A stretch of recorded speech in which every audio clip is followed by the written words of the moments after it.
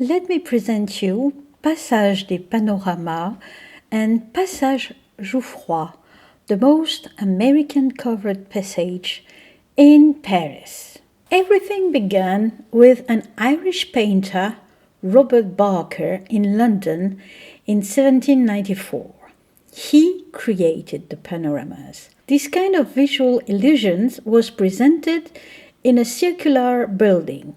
The viewer was inside the building and he was surrounded by the scene in a 360 degrees range. Barker sold his patent to the American Robert Fulton, an inventor painter in 1796, whom sold it to William Thyers, an American ship owner resident in Paris, whom decided to build two panoramas in Paris in 1799. The canvases of incredible realism measured 97 meter long and 20 meter high. Then Thyers opened the Passage des Panoramas, which would shelter passerby from the rain and mud on the site of the former Hôtel de Montmorency. At this period appeared a new job,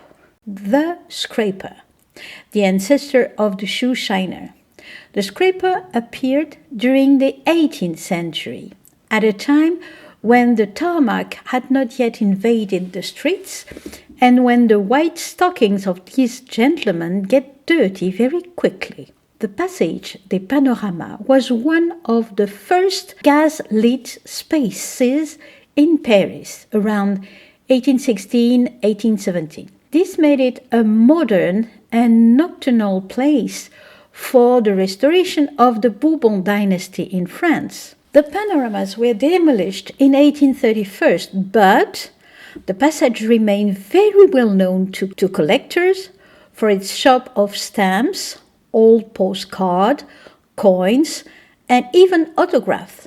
And the Anglo-Saxon touch is still present with the Victoria Station restaurant and other cafes or little restaurants where chimera are waiting for you, without forgetting the Variety Theatre back entrance in the passage.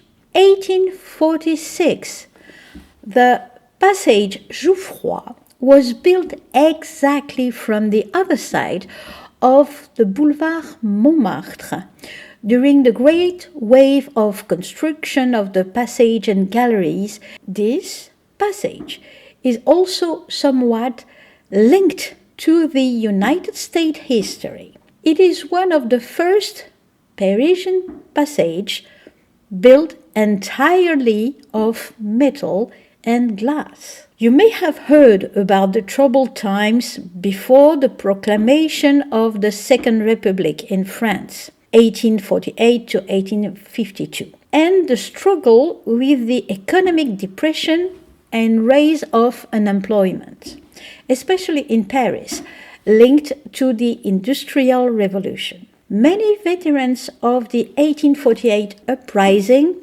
workers, and political agitators were seen by the authorities as potential troublemakers. Authorities feared social unrest. So, in April 1850 was opened the gold lottery organized by the Gold Bar Company, duly accredited by the police prefecture and established in the Passage Jouffroy. In fact, Louis Napoleon Bonaparte, not yet the emperor you have heard of, found a way of emptying the city of its unwanted people by sending them abroad through the selling of those lottery tickets. One ticket offered the owner the possibility to go to California at the time of the gold rush or to win the gold bar exposed.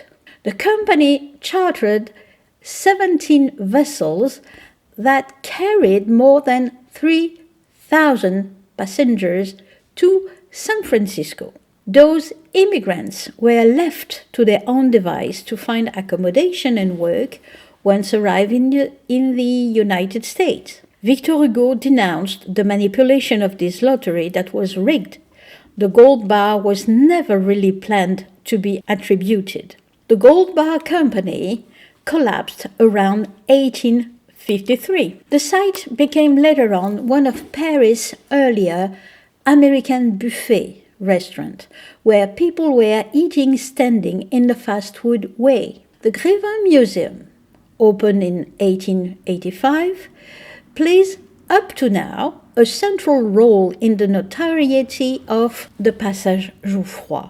This museum of wax statues, including some American stars like Michael Jackson, Dwayne Johnson, but also royal figures, attracts many visitors who take the opportunity to discover the surrounding shops. The Passage Jouffroy is also a very popular place for filmmakers. Several films have been shot here, including The Tourist, 2010, with Angelina Jolie and Johnny Depp. When you are coming to Paris, contact me to visit those passages and the other. I have a lot of story about those shops and restaurants.